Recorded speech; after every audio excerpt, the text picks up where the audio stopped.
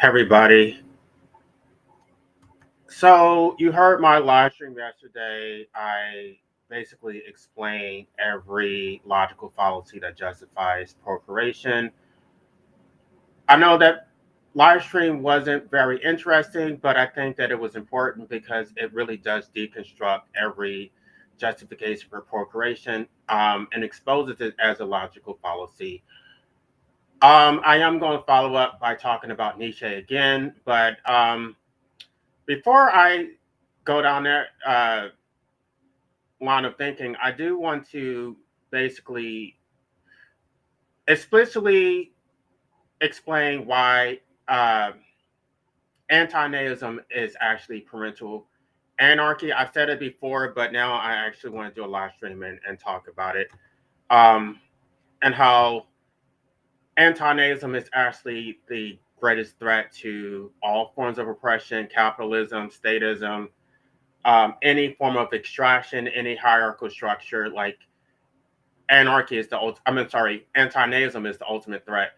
I would say anarchy is too, but I would say anti-Nazism is a little bit it's a little bit higher on the scale of resistance. And a lot of people are not recognizing it as such, and I'm not sure why, but I'm going to break it down. So let's start out by talking about the definition of anarchy. Anarchy comes from the Greek word anarchos, which means without rulers, and is a rejection of hierarchical authority as illegitimate rather than simply opposition to rules or structure.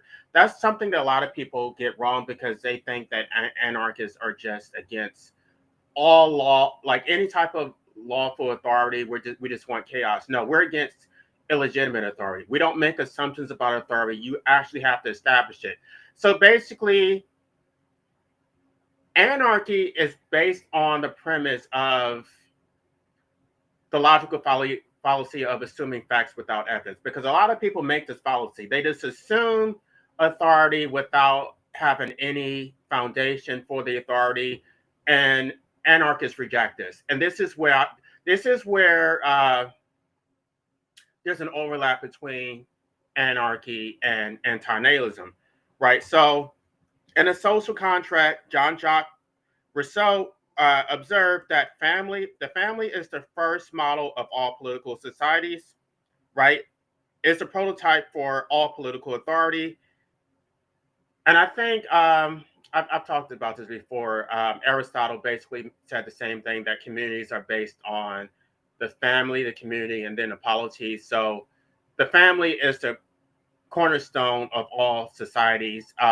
You can't have any society, you can't have a state, you can't have a government, you can't have anything without a family. So that is how the state gets its legitimacy. So I'm not sure why people keep overlooking this, thinking that they're going to dismantle capitalism, they're going to dismantle statism, and then they're still procreating. And not even just that. There's different forms of capitalism, right? There's I feel like when I talk about certain things, I lose subscribers, and I don't even know why people are getting triggered. So it's like I walk on eggshells, but I still trigger them anyway. So it's like I may as well just go ahead and say it. Factory farming, right? That's a form of capitalism which doesn't have to exist because you're legitimizing capitalism by procreating, and then you want to basically shame people for the very condition which you created. You're creating the fire, and then you're trying to put it out through what your ethical choice. I'm going to address that. I'm going to address that. It doesn't stop starting fires and then trying to put it out, or use other people as a means to put out the very fire that you started in the first place.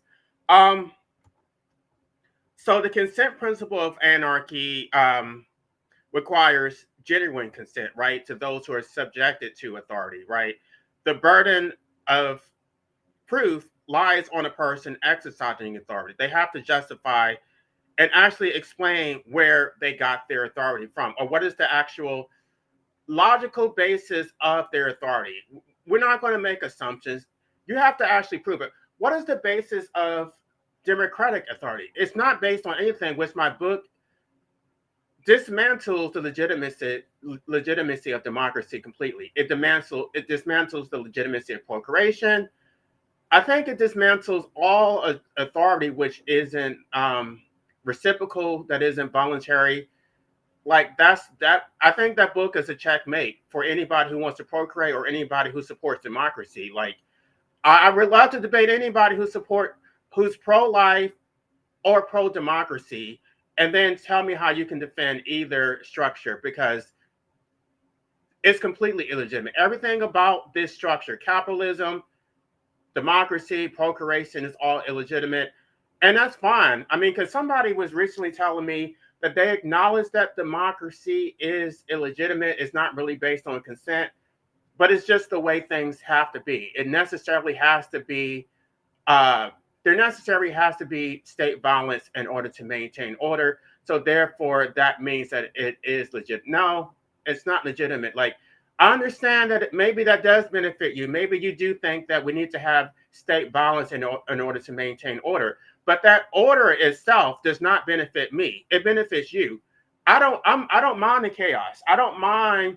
The I don't mind the state of nature, right? You're afraid of the state of nature. You're afraid of your own natural inclinations, right? Because you're afraid of others because you see yourself in others, and that's why you're afraid of the state of nature, because you're trying to protect yourself from yourself. Like you don't trust yourself to govern yourself. That's why you don't trust others to govern themselves. So you can't think for yourself, and therefore you need somebody to think for you, and you think that others are in the same situation. They're not. Some of us can actually control ourselves. Some of us have more restraint. Some of us would not harm others, even if you remove the threat of state violence. Some of us are moral agents. Um, there's some nuance in that, because I do take issue with the notion that we have a duty to be moral agents. I think if it's reciprocal, that is one thing. That is a legitimate social contract. These other duties which were placed on us by birth, those are completely illegitimate. You guys are going to have to read Appendix B of my book. Once Finding Gnosis gives, like, basically lets me know when he wants to review my book, I'm going to release it again for free. Um, Unfortunately, I think I have to do it again, make it available for free again, because I think that is the only way I'm going to get people to read it. It's going to be hard enough to get people to read it, even if I do offer it for free. It is a lot of material. It's over 400 pages long, but I do think that it is instructive, and I think it will actually change your way of thinking about life and democracy and capitalism and every hierarchical structure. Um, let's see who's here. Hi, Divine, Hazel, and Chickpea. Hello.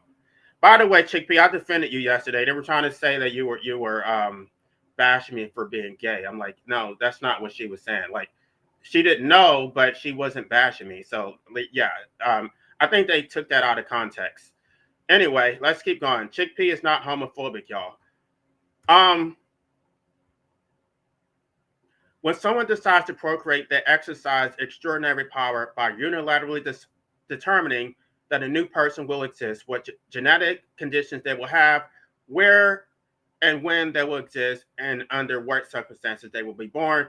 This is godlike authority. This is authority that really supersedes any type of authority that a king, a military, any there is no authority like that to create something from nothing. This is godlike authority. Um, the parent stands in a position of absolute authority over the most fundamental question possible, whether someone will exist. Every other form of authority operates on people who already exist. But parents alone exercise creative authority by bringing forth a conscious being who will be subjected to all other authorities. Now, when we talk about sovereign authority, like this, the sovereign authority of the state, in theory, it is possible for you to consent to sovereign authority. In practice, it's not. It's not. That's not really how it plays out. Nobody really consents to being subjected to state authority just by the fact that they were born. I think arguably you could make a case that you consent to state authority by immigrating to another country. maybe you could even argue by migrating to another state. I don't think that is legitimate either, because you have to live someplace. And if every state, there is no land that has returned to the state of nature. You have to live somewhere. So that's why I think that the whole, if you don't like it, just move to another state or just move to another country. I think that is a non sequitur, because where are you supposed to go to be free from state authority? There is no place for it. If you're Jeffrey Epstein, maybe you can find your own island, but no, it's not legitimate, because there is no place where you can go to actually be free. Um, the person who doesn't exist cannot negotiate the terms of their existence. They cannot refuse the imposition of life. And once they're here, they don't have the ability to to escape. And I know some people want to debate me about when I use the word humane.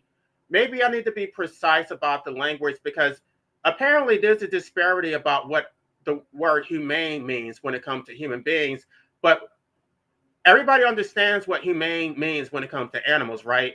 Everybody knows that there's a humane way for animals to be euthanized. But when it comes to humans, now all of a sudden there's all these equivocations about what is actually humane, that you can just Toyota Corolla yourself, right? A complete double standard that with no, okay, I'm not gonna go down that. Y'all know where I'm going. With no medical training, no knowledge, you're supposed to just do it. It's completely irrational.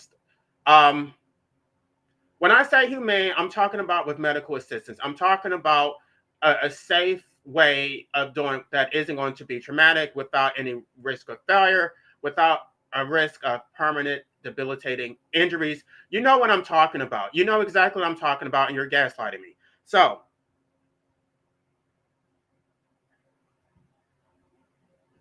the fact that it is impossible to obtain consent is it's just an impossibility. Um, it's impossible for you to consent to anything about your existence. At least the initial okay, I'm not going to make this a quick, y'all know where I'm going. I could talk about, we can debate whether you consented to continue to exist, which I would say you did not. My book argues that you do not, and I think I expressed it, I think I articulated why you do not yesterday, although a lot of people, you probably found that live stream to be boring, but I think I did conclusively explain why you don't consent to continue and exist, even though you don't um, terminate your life. It's not consensual. Um, so anarchists argue that no one consents to government simply by being born into political arrangements, but anti-natalists extend this observation by noting that no one consents to being born in the first place. So anarchists place the burden of proof on those who exercise authority, and anti-natalists ask, by what right does anyone have to create someone and impose the burden of existence onto another being without their consent? But society does not think that procreation requires any justification, any articulation of legitimacy, because it's just assumed, right? This is a logical fallacy. It's assuming facts without evidence. And this is how all authority is, it gets deeply entrenched, and it defends itself, and then it becomes circular reasoning that just because you have the ability to do it, or just because that's the way things just are, that means that it's legitimate. So it's this a backwards justification. Um, and I was just on a panel. I was just on Finding Gnosis' channel yesterday. We were talking about like people asking their parents, like, "Why did you put me here?" And I don't remember this guy, this Christian guy, making a whole bunch of non sequiturs.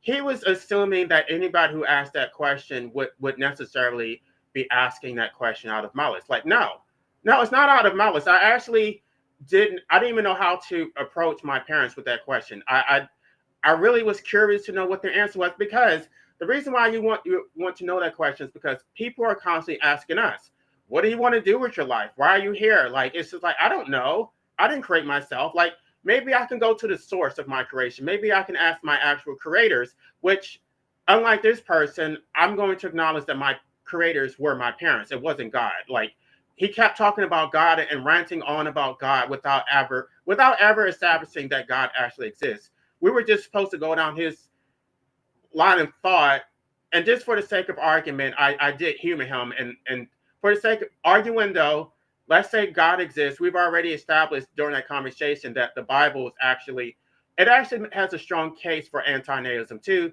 The story of Job, the story of Jeremiah.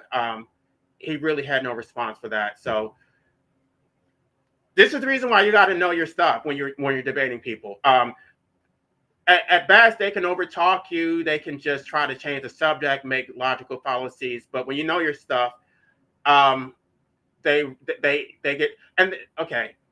And that conversation went left because he started talking about how I was blaming my parents for being gay, which I never said. So he had to make up an argument that I never articulated because he could not actually defend the arguments that I actually postulated. So the common justifications for the imposition of life is that it's a gift. I've already addressed these logical fallacies yesterday.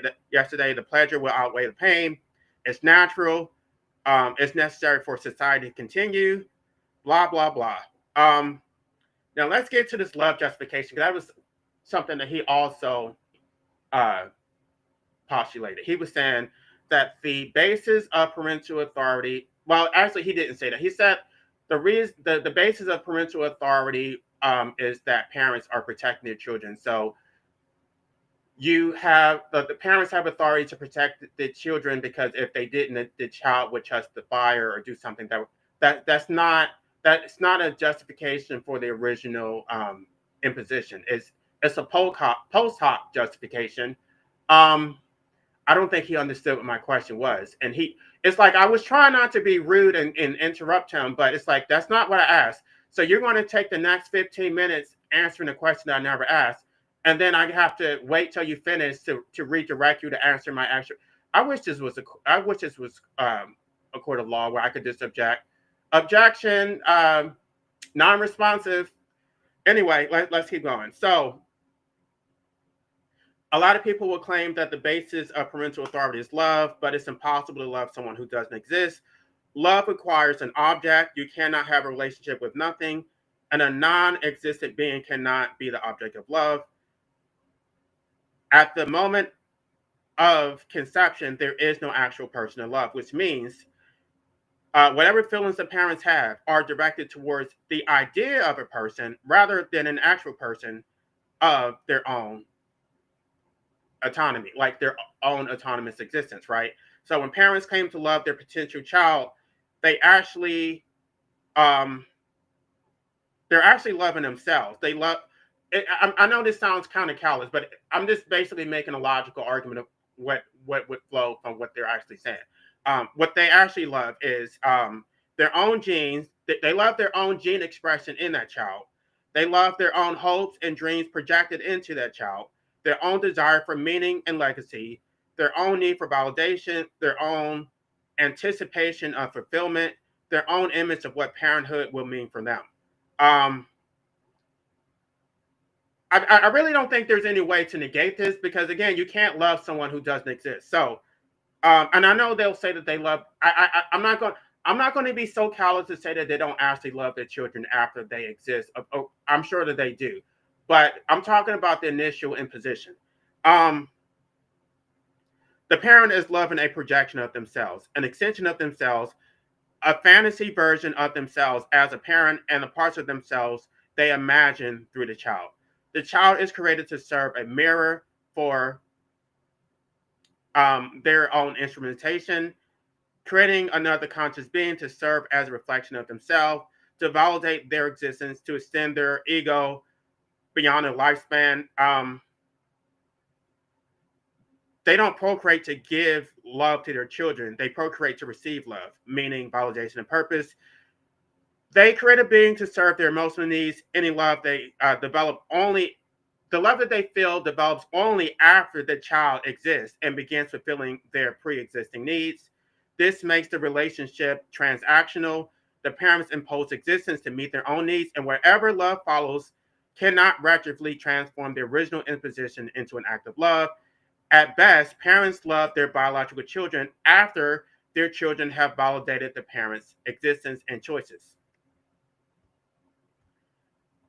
some people will claim that um, sorry, the the fact that it is impossible to love a potential child is basically a false justification. It it I mean, I know it sounds callous for me to say that, but it's real, and I'm not going. Well, I know, I'm biased as hell because I had two abusive parents, right? It's really hard for me to imagine a love like an actual like loving dynamic between a parent and child. Well, that's not true. I did have a grandmother who loved me. She did. My parents absolutely did not. Um, so I guess I could imagine it, but it's still transactional. It's really like they're going to get their cut before you get yours. Um, so one of anarchy's key functions is to make visible authorities that have become so normalized that we no longer see them as authorities at all. They're just like we see the state as not needing to justify its authority. Like the law is just a law. You should just accept it because it just is, and because it's been so socially accepted, it's basically too late to try to question the legitimacy of state authority. And it's the same thing with parental authority. You can't question it. It just is, right? Um, Anarchists reject the argument that hierarchies are justified just because they exist, just because they're natural. Um, right? Because we see dominance in like primate groups, but that doesn't make it legitimate. So the same applies to procreation. Political authority involves the state claiming a monopoly on physical force, while parents claiming a monopoly on legitimate creation. Citizens are born into political systems without consent, and children are born into existence without consent. Governments impose laws and conditions, while parents impose life and conditions. Parental authority is more absolute. Um, the parents can, I mean, the government can imprison you, but your parents could make um, you imprisonable. Like basically, because the parent they created you in the first place, that was the condition which enabled the state's authority. So yeah, the state can throw you in prison, but that only happens after you were created. So as I said, Rousseau articulated that the first model of political societies is the family. Um, Once you accept that parental authority is illegitimate, everything that flows from it is illegitimate. If your parents had no right to create you, um, then they also had no right to impose on you citizenship in any particular nation state, to subject you to laws, to taxes, to institutions, to a specific language, to a specific culture, to social norms, to a particular historical moment with unique constraints, to genetic inheritance and all predispositions. I've already talked about this extensively in my book. Um, the state cannot create subjects. It requires parents to supply them, right? The parents are the ones who create the taxpayers, the people who serve in the military, the people who are subjected to regulatory control and constraints, the people who get subjected to traffic citations and harassment from the state. Um, so parents are the ones who provide state legitimacy, right? Um, Society needs more human beings in order for it to function. So, and to maintain its order, you need a growing population. This is the reason why they talk about the declining birth rates, how it's such a threat to society. Um, let's see if I have any comments before I keep going.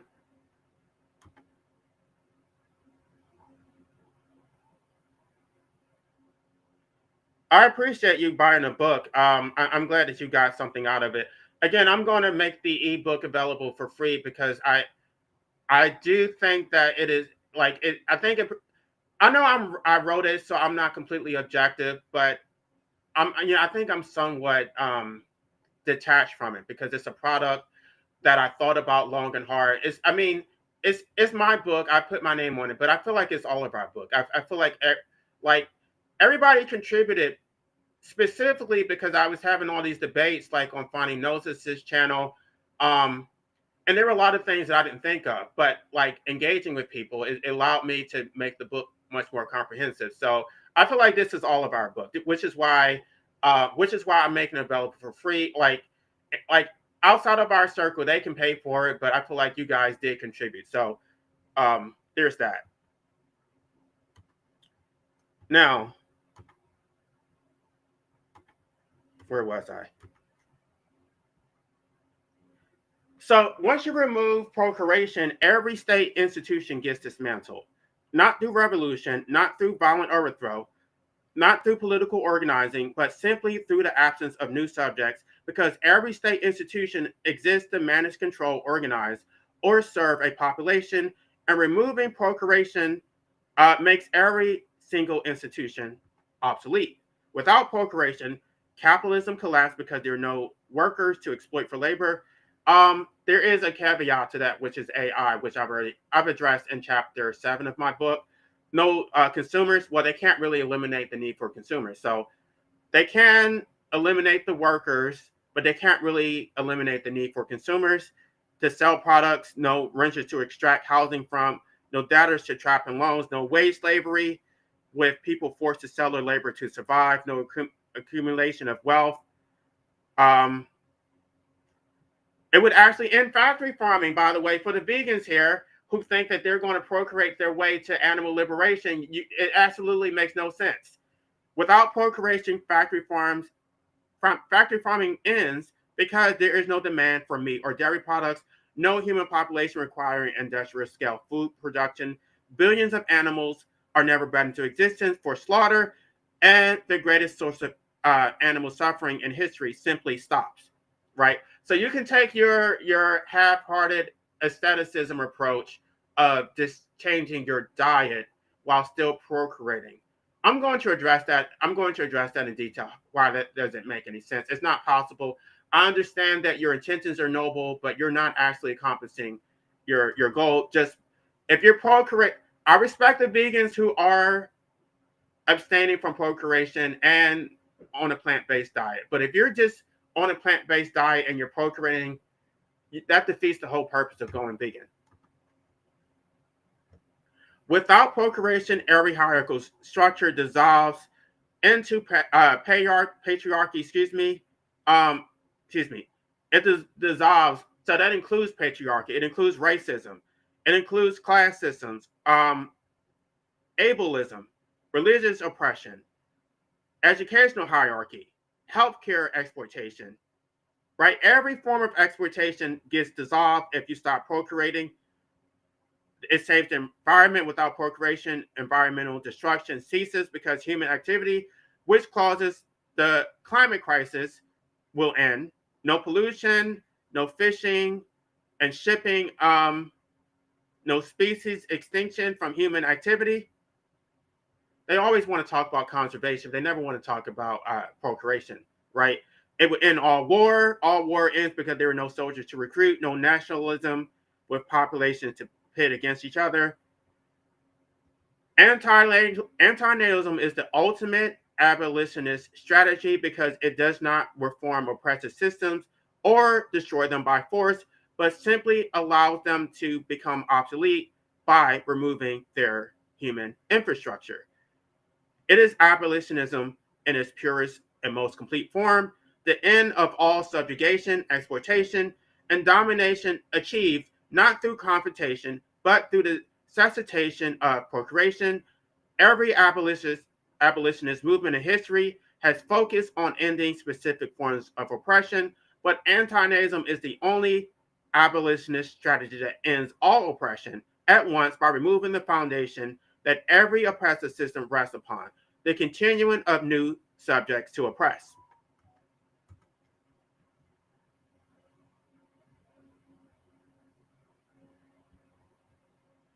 Anti-nazism is a threat to all power structures in a way that armed revolution um, cannot pose a threat, because protests can be dispersed, reforms can be reversed, and the refusal to create new subjects is unstoppable. Once people understand that every child born extends every oppressive institution for another generation, the game is over. Because institutions know that anti-Nazism is the one abolition movement they cannot survive. Can't It can't overcome state violence unless, well, the only limited exception would be forcing people to procreate, which is why I think they have put a lot of restrictions on women's ability to get abortions. They're basically trying to force you to procreate. But don't fall for the okie doke.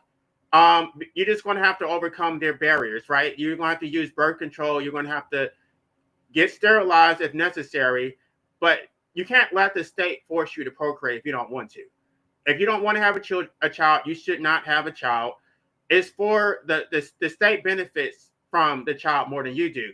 You get the child for, well, you do benefit from it substantially, but um, understand that the state's plans for your children are to extract, right? That's the reason why they will give you welfare. They will have all these incentives for you to procreate, because they're looking to extract from your potential children.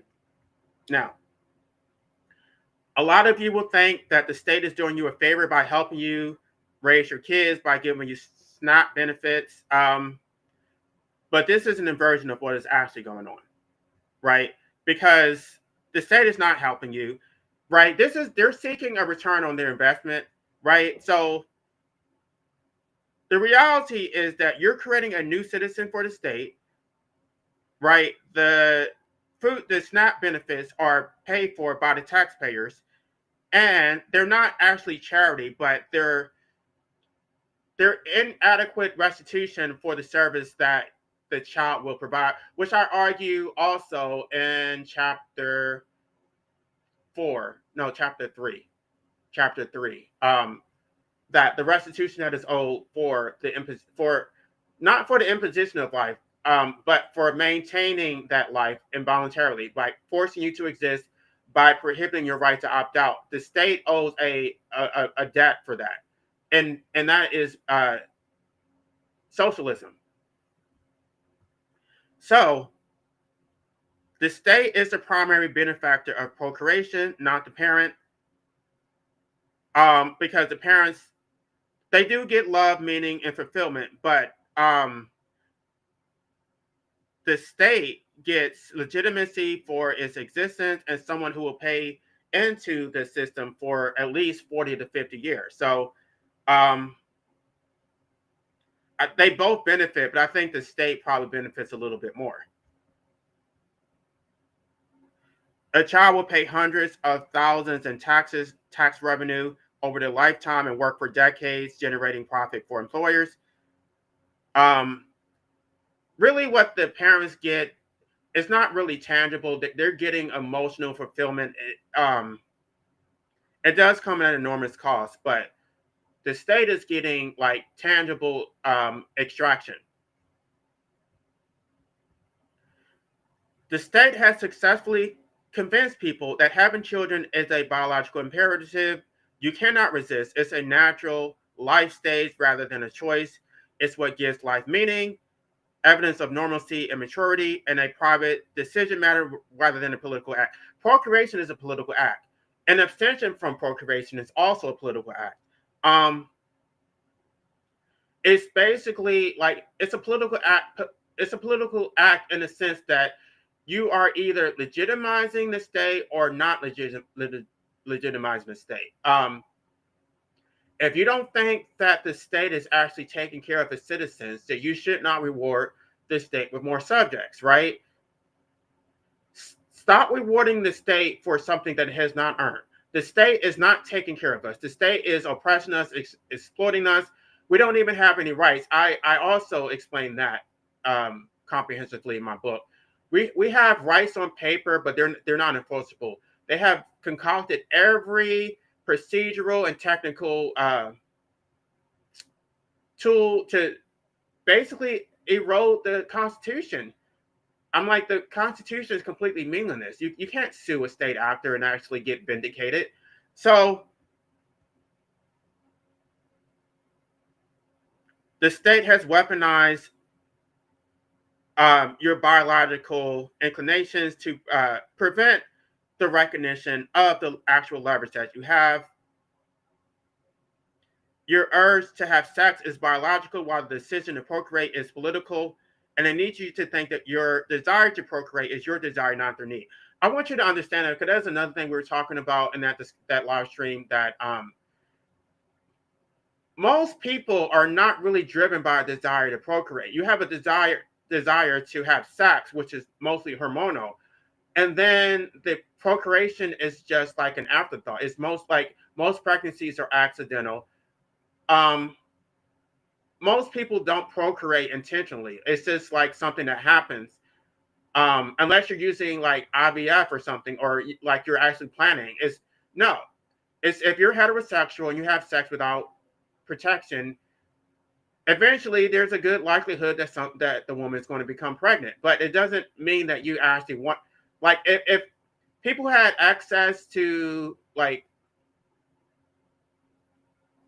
I would say sterilization. I did get sterilized. I don't know. I think a lot of men are uncomfortable with being sterilized, because they think it takes away their manhood. But um, okay, let's not even talk about sterilization. I think if people could have sex without a baby coming into a picture, I think a lot of people would be fine with that. Um, I think that once the baby arrives, they try to, oh yeah, we want to. I don't think that that's necessarily how it turns out. Um, and I can say for sure, my parents did not create me out of love. They didn't love each other. They didn't love me. They didn't even love themselves, right? They didn't even love themselves. So like that, I was supposed to fill the void to give them love, which they could not create for themselves.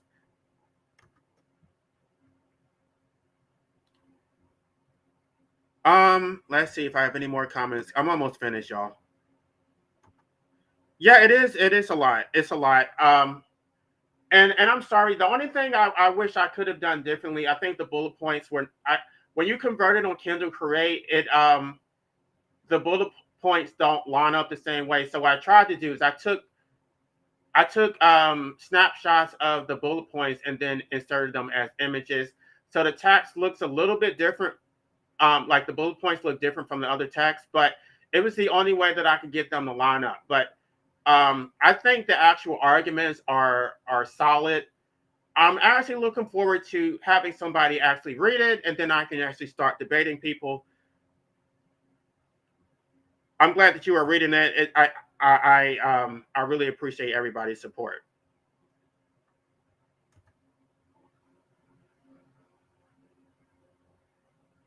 Yeah, I guess I could repeat what they said. My father just said basically I always wanted two boys.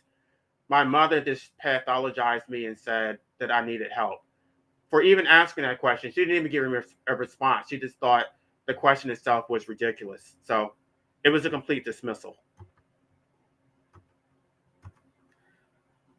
So society, because they don't want you to understand your leverage, they just condition you to think that you need to have children. Like uh, they talk about how women. A lot of this is really misogynistic. That you really can't experience like womanhood until you have a child. Like um, I don't think they really try to use that manipulation on men. I don't think they really say that. You could be a bachelor as a man and not really be. No, that's not. I would say it. I think that's mostly because I'm gay that they try to use the whole "when are you going to have kids" thing to try to you know ask a broader question that is really hidden in there. So yeah, they try to tell you that procreation is normal, and that it is normal, obviously, because most people procreate, but that you just have to accept that that is something that you like. I was at work the other day, and this woman at work was like, she asked me how old I was, which I didn't tell her, and then she's like, "Well, what are you waiting on?" When she said, "What are you waiting on?" she was talking about when am I going to have children. She doesn't know that I'm an anti-natalist, but I did tell her that I'm not having children. I don't think that that is right, or what did I say? I said that I'm against having children. And she said because children are bad. And I said, no, it's not because children are bad. It's because I don't think they deserve to have life imposed on them. I don't think she had any idea what I was talking about. It went over her head. I didn't really want to explain it because, in place of work, you don't want people thinking you're crazy or suicidal. They always assume that antinatals are suicidal. It's like, no. I am not, anyway, I'm not, I have been, but I'm not right now. That has nothing to do, like, you can pathologize me all you want. It doesn't address the actual merit of my argument. So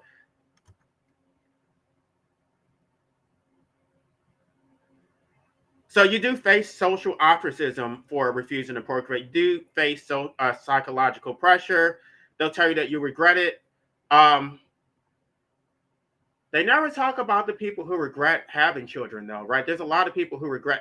I mean, you can't say that because who wants to say that it's not that you hate your children, but you regret the so-called sacrifice you have to make. Like it can really steer your life in a completely different direction. And then you may be attached to someone who you don't necessarily like, right? You may, just because you have a child with someone, you may not actually get along with the other parent, and you're going to be tethered to them for at least 18 years. So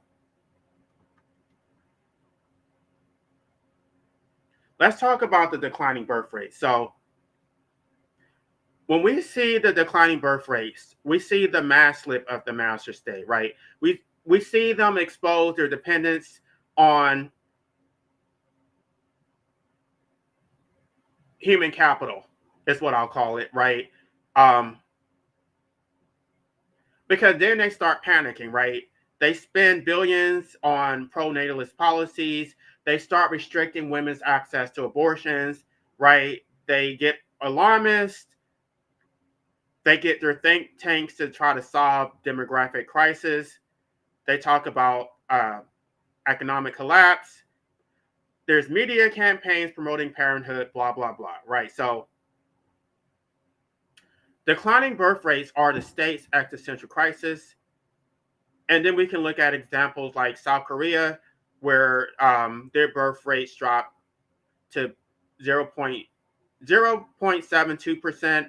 And the government said this is a national emergency and started spilling billions to reverse the declining birth rates rather than celebrating the fewer families that need their support. Because this is the okie doke, because they talk about how, oh, you're such a leech on the system because you're in welfare or you're getting SNAP benefits, right?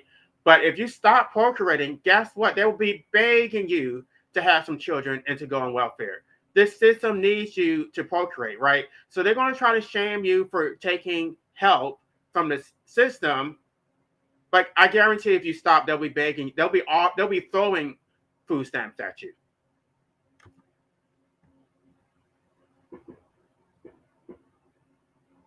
The state would not be happy if people stop procreating, even though they say that. Even they talk about how you should be responsible, you should stop having babies you can't take care of. This is not true. Every state, regardless of its ideology, is pronatalist, right? Because when birth rates drop, when they decline, capitalist extraction declines, right? Government authority declines. Like the whole system needs you to continue procreating in order for them to extract. They will never admit this. They're going to. I don't even know what their justification is for telling people to procreate. Like, just admit it. Just admit that you need your legitimacy comes from having more people to oppress and to enslave. I don't. When they try to shame the cat ladies, I want you to understand why they're doing that. They're shaming the cat ladies because they're trying to bully you into procreating, but they don't actually want to pay for it, right? They don't actually want to create incentives. They don't actually want to give you health care or housing or anything, right? You can say a lot of things about Germany, how Germany was authoritarian, but one thing I can say about Germany is they actually did remunerate women for pregnancies, right? If you got pregnant, you got rewarded for it. I know this is crash, y'all, but even slaves got remunerated for not really, but they like slaves got extra food and rations. They got better treatment than someone who wasn't pregnant. And this is something that I talk about in my book about the slave codes. How I talk about what Aristotle said, that when you have human capital or human property, that the master has a duty to take care of his own uh, living property, which I established in chapter 1, that you don't actually own your life. So the fact that you are the state's property means that the state has a duty to take care of its living property. The fact that you would get a traffic citation while you're on your way to work to maintain a life that you don't even own is patently absurd. The state should be taking care of you in the first place. The state should be take care of its living property, of its actual slaves, and then that would negate the need for you to even commute to work, and then there would be no need for traffic citations. But no, the state leaves you to maintain your own captivity, and then they want to extract from that actual captivity. It doesn't make any sense. Um, and I know, like I could sit up here and try to explain it, but I think you have to read the book, because it's like the way the book paints a story that really builds from chapter 1 through chapter 11, and then like it really dismantles a lot of things that like we were sort of indoctrinated to accept as being legitimate. It's like, no, everything about this whole system is illegitimate. All right, y'all. I think I'm going to wrap this up. But basically, you can look at other countries that had the declining birth rates, and you can see how they panic, how they basically cave. The Scandinavian countries, they get extensive welfare programs, universal health care. South Korea, um, they get subsidized childcare, education, housing assistance. Japan face birth rate decline. They get a reduced work schedule, financial incentives for family, maternal health care, and support systems. Hungary has their incentives, China. So if you look at the examples, it basically shows that when you stop procreating, governments are forced to improve your material conditions. But these concessions are still inadequate. But I guess I'm just making a point that that is your leverage, right? Because AI is going to be taking away your jobs, and so in the past, your leverage was your labor, but that's not going to be your leverage anymore. I don't think they necessarily need work. They're not going to need workers, but they still will need consumers. So, um, your capacity to procreate is going to be the only leverage you have. Don't give it up. That is very powerful, and you just give it freely without demanding anything in return. They will have no incentive to actually remunerate you for the fact that you are the bedrock and the cornerstone of society. By the fact that you procreate, this whole system exists because of you. So stop accepting the crumbs, right? Start making demands. When they look at the declining birth rates and they ask why aren't people procreating, tell them because you don't take. Why would we create more slaves when you don't even take care of the slaves that you already have? This is direct action. This is the anarchist imperative. It doesn't require state action. We don't have to go through the state. We don't need states to validate direct action, right? We don't need the state to validate our refusal to procreate. This is a consequence that exists independent of government. This is something that the state cannot curtail. They can curtail your protests. You can write your letters to your congressman. You can do whatever you want. The only consequence that can't be thwarted is your refusal to procreate. It's more effective than a general strike. A general strike requires massive coordination across workplaces, solidarity across among workers and conflicting interests. There's a lot of hurdles when it comes to general strikes. Antinatalism requires only individual decisions with no coordination, no resources, no risk of state violence, um, and it achieves the complete dismantling of all institutions not through negotiation, but through uh, um, making the institutions obsolete, and you don't actually have to confront them, right? Because you can't win in a direct confrontation with the state. They have a monopoly on physical force. You can't win. You can't fight it through the legal system. They don't give a shit about your rights. So the state can't counter your refusal to procreate with force. That is how this whole system is maintained. It is maintained through violence, but there's nothing they can actually do, right? They can get rid of the revolutionaries. They can dismantle. Well, they have already taken out leaders who try to serve the people. This happens constantly. I can give examples, but I'm not going to have this live stream taken down. Just for the sake, just for shits and giggles, look at what happened to JFK. You can go down that hole and actually see why they took him out. I'm not going to talk about that right now, but there's a reason why they took out JFK. All right, I think I'm pretty much. Let me see if I have any more comments, and I think I'm going to be done.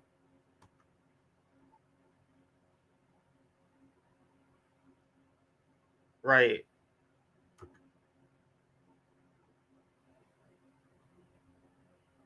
Yes, it would be. Thank you so much.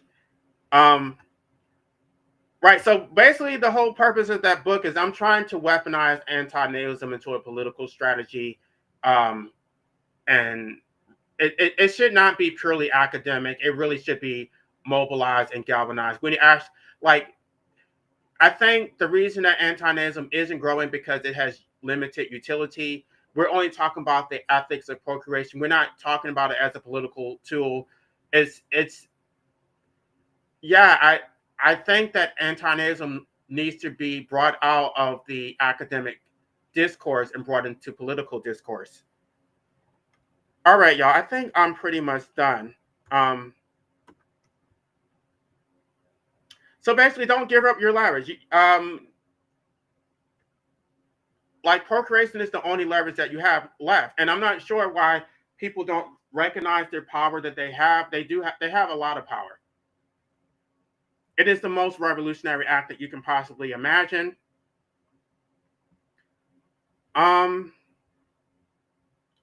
I'm trying to make sure that I didn't leave anything out.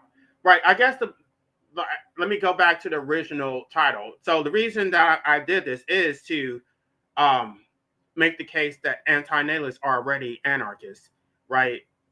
Where someone concludes that procreation is unethical because it imposes existence without consent, they have already accepted the core anarchist principle that exercising authority over others without consent is illegitimate. They have simply applied this principle more consistently and more radically than most self-identified anarchists. So I want you to know that an anti-natalist by definition is probably more radical than any traditional anarchist. Like what you're doing is far more revolutionary than just like talking about dismantling the state. Like you're actually dismantling the state. You're just by not procreating that single act. I know it takes a lot of people to do it, but it is powerful. So you may not have read Bakunin, right? I've talked about Bakunin on this channel, on my anarchist channel, but you don't have to understand anarchist philosophy. What you're doing already is anarchy. Like you're dismantling the system. You are questioning the legitimacy of parental authority and state authority.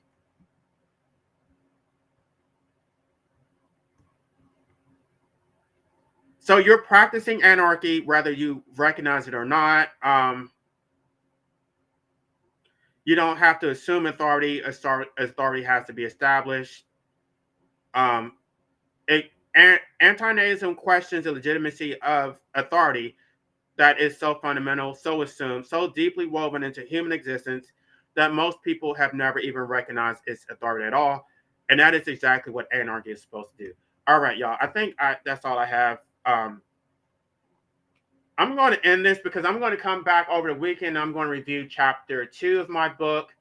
And hopefully I'll be able to coordinate with D&W on Finding Gnosis' channel so that we can also review it on his channel. So y'all have a good weekend. Happy New Year. Don't have too much fun. All right.